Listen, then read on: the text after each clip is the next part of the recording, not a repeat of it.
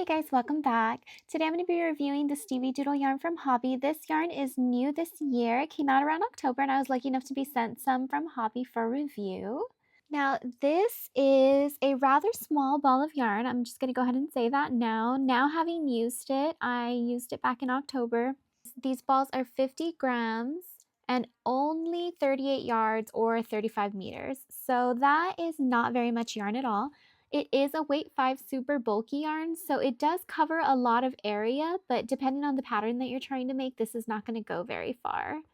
So the texture on this yarn is actually really interesting. It is a one-sided texture, so you can see it is a string, and then the yarn goes out on one side, and the other side is completely bare. I decided to use a 5mm hook with this yarn, and it worked up fairly well. I didn't have any holes or any gaping, so this worked. I didn't try any other hooks, so I'm not sure if you could size up, but I guess that would just depend on your individual tension. Anyways, I don't think you would need to size down any further. The 5mm worked pretty well for me.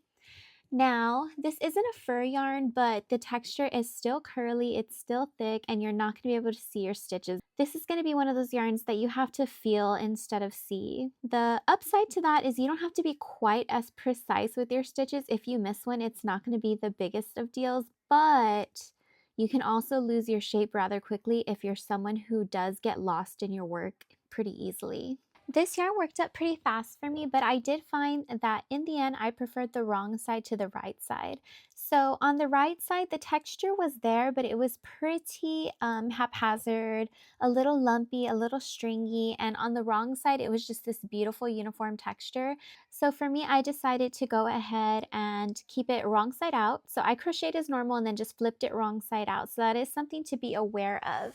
I decided to make a ghost pillow with this yarn, and I did go ahead and just write my own pattern up for it since I was just testing out the yarn and playing around with it. So for mine, I constructed it in 4 pieces. I did the large body piece and then I did the 3 little bumps for the ghosty legs. And so I crocheted that all the normal way, and then at the end I just flipped it inside out and sewed it on the wrong side out. And it worked well for me. I honestly didn't have any problems, but that is something to be aware of, because if you're using this type of yarn and you're preferring the wrong side, it depends on what pattern you're working, if that's going to be a problem or not for you to try to flip it at the end. If you're working in smaller rounds, like say you were down to a 4 single crochet in the round, that could be very challenging if you had a bulkier piece to flip inside out with a smaller hole at the end. As far as colors go, this yarn does come in 12 colors. It comes in a bright yellow, a mustard yellow, an orange, a sort of pinky magenta color, a sage green, a lime green that's super bright, a cream, a beige, a darker brown, a gray, and then a darker gray, and then also a black. So it comes in like some very vivid colors and then some more muted colors, but it is a pretty limited shade range, all things considered. I would say some projects that come to mind for me when I'm looking at these colors in this yarn are monsters. I think cute little furry monsters would be perfect in some of these brighter colors, the neons, but also even in some of the muted colors, I think little monsters would be so cute. Of course, I did a furry little ghost pillow, and so when you think ghost, you don't usually think fur, but I think it came out super darling. I could see this being perfect for pets, if you're crocheting dogs or cats, or even bears. I think that would be perfect. I also think this would make an amazing cardigan, but it would be quite the investment with the amount of skeins you would need, because these are quite small skeins. I had 4 skeins of the white and I ended up running just short on my pillow, and my pillow's not very massive at all. As far as price goes, it starts off at $6.50 a skein. So that's a little steep in my opinion for 50 grams of yarn, but you do get Hobbii discounts for bulk buying. So if you were to buy 20, you get a 30% discount, and that comes out to $4.55, which is what I think is more of a reasonable price. Now, I will say the price does seem a little bit on the high end, but Hobbii, because of the tariffs, they have included all tariffs in the pricing that you see while you're shopping now on their website, which I do think is a good thing. so that you're not seeing one price when you're shopping and then a different price at checkout when they add the tariffs and the shipping in. You'll still have to see what shipping's going to cost you, but you're not going to get hit with a bonus tariff charge. So I think that's quite nice. They do have free shipping over $69.99. So if you're spending over $70, then you also know you're not going to see an additional shipping fee. So that's pretty nice. Try to ignore the little shop of horrors that I have going on behind me. My son plays shop right now, and so what he does is he has a bunch of his toys and he set them up around his register, and then behind his register is a pillow that he sits on. So he like sits like at a really old-fashioned, old-timey market, and like he sells his goods and services.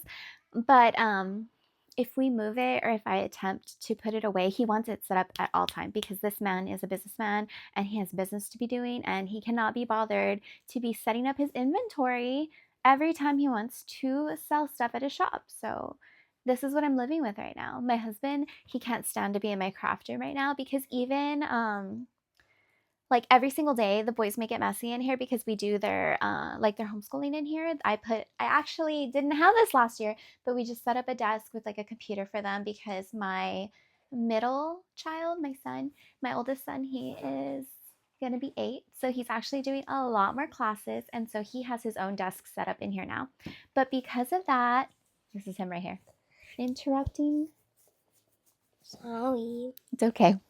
Thank you for getting my water. But because of that, I went ahead and I wanted a desk to be right near me in case he's getting stuck on a problem so I could actually help him. Because before, we have a computer set up sort of like in the common area of our house next to our living room where he was doing his work before. But if I wasn't in the living room, or if I was cleaning, or if I had headphones on, it was harder for him to get me to help him or to get unstuck from a problem. And he would spend more time, you know, kind of spinning his wheels trying to figure it out on his own when really he just needed some help. And so with it being right here, he can just turn around and tell me. And he also gets to celebrate his victories like super quickly because he just turns around and he's like, hey mom, I just got 100, and like we high five. So that's been super fun. And it also gives my boys a dedicated space to where if they're doing their coloring, if they're working on a worksheet, they can like sit down right there and like work on it. And also when they're having like their YouTube time, it's nice to put it right here to where I know what's going on. And if there's a video that's like unsafe, my oldest son Asher's actually really good about letting me know that I need to block that video, which has never been anything super heinous, but like sometimes there is something that's a little bit too scary that is like on that line, and so we'll just block those videos so they don't keep popping up because my youngest is a little baby still. But anyways, here's the progress update on my pillow. So I did end up using 4 skeins of the StevieDoodle yarn, and I used all 4 skeins, and I ended up being a little bit short to do the sewing, which isn't a big deal. I just used a scrap piece of fur yarn. I could have used cotton yarn, but my fur yarn's actually like right next to me on my desk, so I didn't want to go far, so I just used a scrap piece. I actually don't think that you can see it. I'm actually pointing at the wrong leg. It's this one right here. So you can see a little bit of that fur popping out right there. I'm just going to trim it and it's going to blend perfectly. I already know. But I do think this is a decent size for a pillow. I am just going to needle felt on the facial details right now, and then this is going to be on our couch, which is nice because my son's having his birthday party this weekend and it'll be a nice little decoration.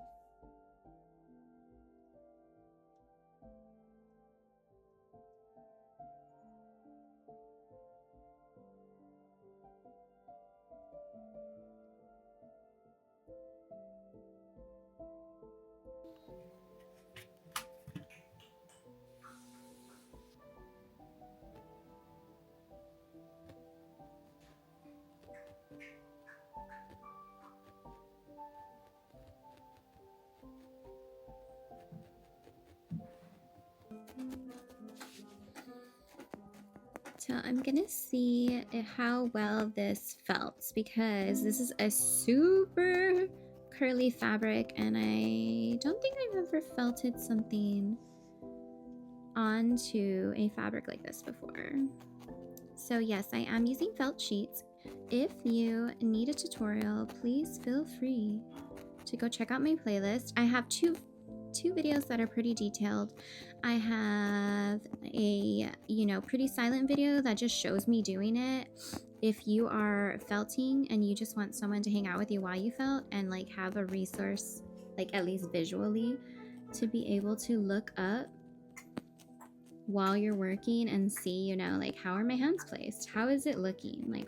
Like how fast does it start looking like something instead of just a felt sheet? So that's why I made that video, because I figured like some people, after you watch the actual tutorial, if you're like me, like while you're attempting something new, you still need kind of a little bit of reassurance, even if you're not getting the step-by-step hand holding, which can actually be kind of distracting when you're trying to work. It can be helped to just have those visual cues of like, oh yeah, that's how I hold the pen, pencil, I almost said pencil. That's how I hold the needle. It actually is like a super slow process, stuff like that. So that's why I made that video. But overall, like you can see, like this is the thickness of the felt that I'm using for this project. The thicker the felt, the better, honestly, because you're gonna have more fabric that is getting intertwined with the fibers of your yarn, and that's always gonna make it more secure. If you can't find super thick felt, you can always double layer your felt and start off with a double layer. And then of course, if the security of the felt sheets just makes you too anxious and you're just afraid that your project is gonna spontaneously fall apart, I get it. Use some roving wool, which is just like the loose wool fibers, and there are a lot of tutorials out there for that as well.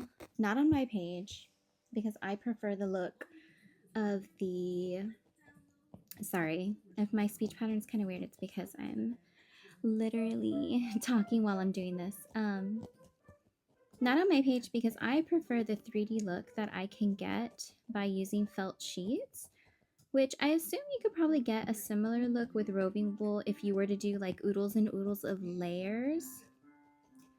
But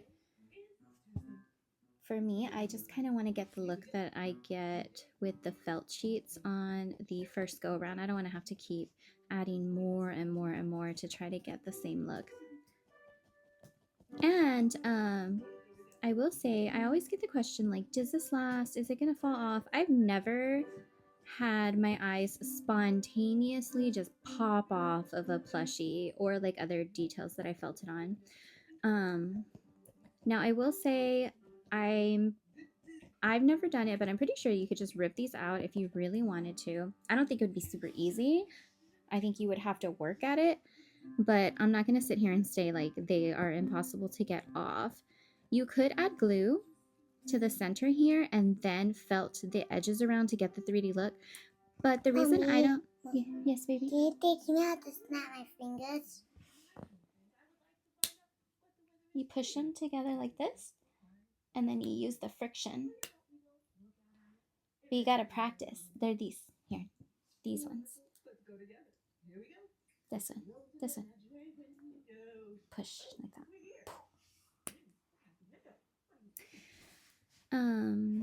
I lost my train of thought. Mama, can you snap your fingers? It's looking pretty good. So see, that's how different it looks just after a few minutes.